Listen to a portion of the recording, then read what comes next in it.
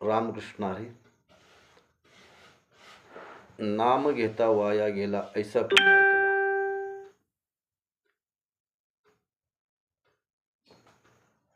जी काय प्रमाण आहे साधू संतांना, ऋषी, असं कोणी ऐकलं की नाम घेता घेता तो भगवंताचं नाव घेत असतानाही यमाचा पाईक बनला की यमाचा शिक्षा भोगायला तयार झाला, असं कोणी ऐकलं आहे का? ह्याला पुरावा जी काय महासिद्ध महापुरुष आहेत, ऋषी मुनी, योगी, हे जे काय अधिकार आहेत, ह्या अधिकाऱ्यांना उपदेशन म्हणतात. असं तुम्ही ऐकलं किंवा नाम घेता घेता वाया गेलेला आहे, त्यांच्याकडं प्रमाणच नाही. तो भगवान परमात्म्याचं नाम घेत असताना त्याचं कर्तव्य कर्म हे भगवंताच्याच चरणावर लीन असल्यामुळं फक्त त्याला आठवण करायची की भगवंता, जी काय नाम आहे भगवंताचं रामकृष्ण हरी, साधा आणि सोपा मंत्र आहे, जास्त आडफेटात जायची गरज नाही. उदाहरणार्थ, पंढरपूरला जायचं आहे, माणूस विचार करतो लांबून जायच्या ऐवजी जवळून जी काय वाट आहे त्या वाटेनं गेल्यानंतर पंढरपूर अगदी जवळ येईल. आणि सोलापूरहून जायचं म्हणलं जरा थोडं लांब येईन, आणखीन कुठल्या मार्गाने जायचं थोडं लांब येईन, पण जायचं एकाच ठिकाणीच ना. तसं हे रामकृष्ण हे नाम सोपं आहे, अवघड नाही. महाराज म्हणतात, सोल्प वाटे चला जाऊ, वाचे गाऊ विठ्ठल. वाचन चिंतन घेतल्यानंतर, भगवंताचं जे काय नाव घेतल्यानंतर ती वाट सोपी आहे, दुसरी वाट फार अवघड आहेत. का नाव घेतल्याबरोबर भगवान परमात्मा मिळतात. आता नाव घ्यायचं कसं, हाही प्रश्न मोठा आहे. तर भगवान परमात्म्याचं चिंतन करत असताना की असं एकाग्र झालं पाहिजे. मन, बुद्धी आणि चित्त हे ज्यावेळेस एकाग्र होईल, एका लाईनीत येतील, असून थोडक्यात आपण असं म्हणूया, आणि त्यावेळेस मन एकाग्र असलं की मन कुठं फिरकत नाही. नाहीतर परिस्थिती अशी होते, आपण या ठिकाणी बसलो आणि आपलं मन कुठं मुंबईला गेलं, मुंबईहून कुठं दिल्लीला गेलं, वगैरे वगैरे ठिकाणी मन जातं, डोळ्याच्या पापणी लावण्याच्या जागेवर येतं. असं नाही झालं पाहिजे. भगवान परमात्म्याचे नाम चिंतन घेत असताना, ध्यान धारणा करत असताना मन ही एक वडाळ गाय आहे. मनाला आकळता आलं पाहिजे. नंतर आपण ध्यानात बसलो आणि मन फिरतंय गुंगडबी, आणि चित्त जागेवर पाहिजे, हे तितकंच खरं आहे. जोपर्यंत चित्त जागेवर राहत नाही, मन एकाग्र होत नाही. मन एकाग्र झालं, चित्त जागेवर आहे, मग स्मरण राहतं, मग स्मरण शक्ती हे काम करत असते. आपण सेवा करत असताना चित्त आपलं कुंकड तरी जागेवर नसतं, काहीतरी होतं, निकस बसलोय म्हणून बसलोय आपण सेवा करण्यासाठी, असंही काही उपयोग नाही. कुठली गोष्ट करत असताना त्याचं फलश्रुती मिळलीच पाहिजे, नाहीतर ती गोष्ट करण्यात काय मजा आहे. अर्थात आपण शेतकरी सर्वजण आहोत, शेतीचं उत्तम प्रकारे मशागत करतोय, आणि शेती जर पिकत नसेल तर मशागत करण्यात काय मजा आहे. तसंच आहे, नाम लोक घेतात म्हणून आपण घ्यायचं, लोक करतात म्हणून आपण करायचं. लोक माळा घालतात, गंध लावतात, सफेद कपडे घालतात इस्त्रीचे, बाह्य अंगाने आपटेले दिसतात, पण अंतरांग असं दिसतात असं नसतं, आणि म्हणूनच आपण फसतोच.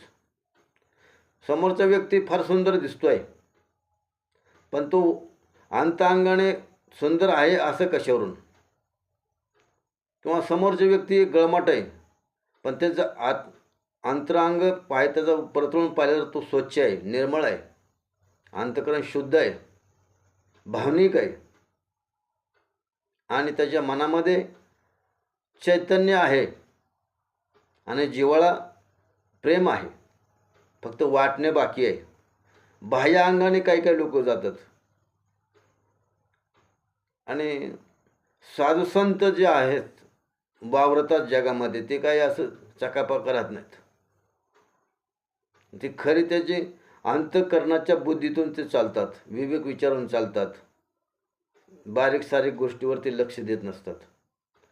हे चुका होत असतात प्रपंचामध्ये, कमी जास्त चुका होणं, कारण का त्याचा जो मुळाचा हेतू असतो प्रपंच करत असताना, जे प्रपंचिक माणसं असतात त्यांचा हेतू वेगळा असतो आणि विवेक विचाराचे लोक असतात त्यांचा हेतू वेगळा असतो. तसंच त्यांचा हेतू असा असतो की आयुष्य फार कमी आहे, आपण आपल्या जीवनामध्ये आता रात्र झाली आहे, आपल्या जीवनामध्ये उद्या आपल्या जीवनात प्रकाश उघडतो की नाही, आपल्या जीवनामध्ये सूर्य उगवल की नाही हे शंका नाही, आपण झोपल्यानंतर सकाळी उठवतो का नाही हेही आपल्याला माहीत नाही.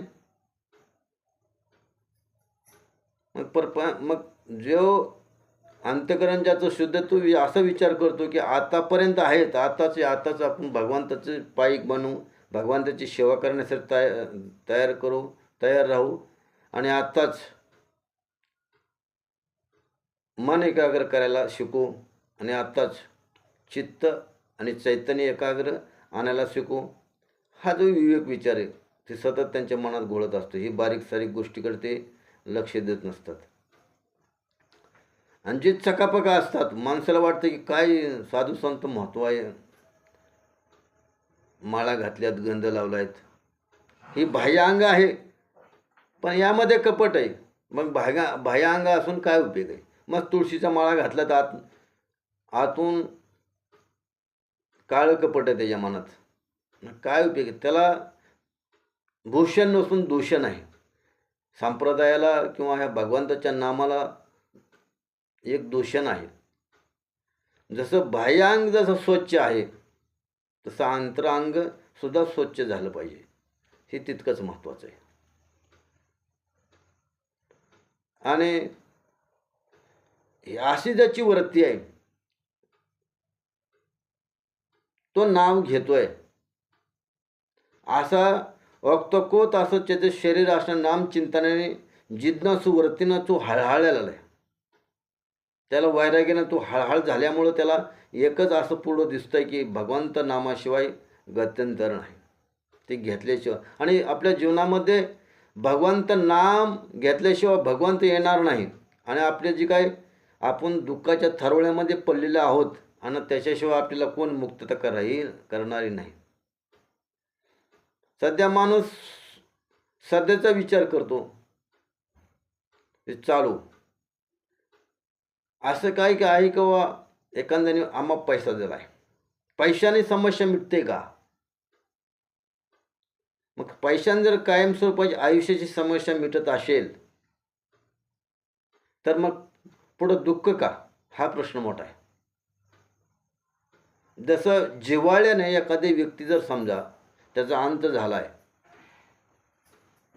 असं म्हणण्यापेक्षा त्याचा अंत होण्याची स्टेप आहे आणि त्याला जे का दुसरा माणूस जिव्हाळ्याचा आहे तो त्याला भेटल्यानंतर त्या माणसाला त्याची कीव आली आणि त्याला ताबडतोब दवाखान्यात घेऊन गेला आणि तो कर्मसंयोगाने तो वाचला. म्हणजे त्याचं त्याची अवस्था झाली, त्या व्यक्तीचा बँक बॅलन्स भरपूर आहे, करोडो रुपये त्या बँकेत आहेत नावर. पण सध्या जवळ आहेत काय? नाही. सध्याचं जवळ काय आहे? विश्वास आणि जिव्हाळा हा जवळ आहे फक्त. त्या माणसाला आपली किवदाया नसते आली तर त्यानं दवाखान्यात नेलं असतं का? आणि नेहून आपल्याला त्यानं वाचवलं असतं का? त्याची कृपा आहे म्हणून आपण वाचलोत. म्हणजे सांगायचे तात्पर्य पैशाने समस्या मिटत नाहीत, तसं निस्वार्थ प्रेमानं जे समस्या मिटतात तसं पैशाने मिटत नाही. आणि असा जो व्यक्ती आहे तो सतत भगवंताचं नाव घेतोय. सिद्ध ऋषीमुनीला म्हणतात, नाम घेता वाया गेला ऐसा कोणी ऐकला. कोणी ऐकलं का बाबा तुम्ही भगवंताचे पायिक आहात, तुम्ही भगवंताचे तुम्ही पाहिलं, जवळून पाहतात, एखादा साधक भगवंताचं नाव घेतोय आणि तो वाया गेलाय, असं ऐकलंय का कधी? ह्यांना प्रमाणच नाही. जो चिंतन करतो तो वाया जाऊ शकत नाही, ही खात्री आहे. म्हणून या रेलमध्ये आपल्याला एकच शिकायचं आहे या व्याख्यान मालिकेमधून, तर सर्वात अमर भगवंताचं नाम आहे, ते घेतलंच पाहिजे. आणि निस्वार्थ प्रेम करायला दुसऱ्यावर शिकलंच पाहिजे. ही कृती आहे, ही कृती केलीच पाहिजे. वेळाकाळानुसार माणसं माणसाला मदत करतात, जनावरं नाही. जनावरं आपण बरेच वेळेस बोलून गेलो व्याख्यान मालिकेमध्ये मागच्या. काही वेळेस प्रसंग जनावरावर प्राण्यावर आला, ते एकमेकाला त्यांच्या पद्धतीने सहकार्य करतात. तर माणसावर एखादा भयानक प्रसंग आला, त्याला डावलतात. म्हणजे जे आडवे असताना ते सरळ चालतात, आपण उभे असताना सुद्धा आडवे चालतो. ही आपली समस्या आहे आणि ही आपली सुखांतिक आहे. पहिल्यांदा आपण सर्व काही करत असताना सरळ माणूस हा सरळ आहे, वाकडा नाही. माणसाचं नाक ही सरळ आहे, वाकडं नाही. तसंच आहे, आपण सरळ चाललं पाहिजे. नंतर आपल्या पाठीमागे येणारी माणसं सरळ येतात, सरळ चालतात. आपण जर समजा येडवाकडं वागलो तर मागची माणसं येडवाकडं वागतात.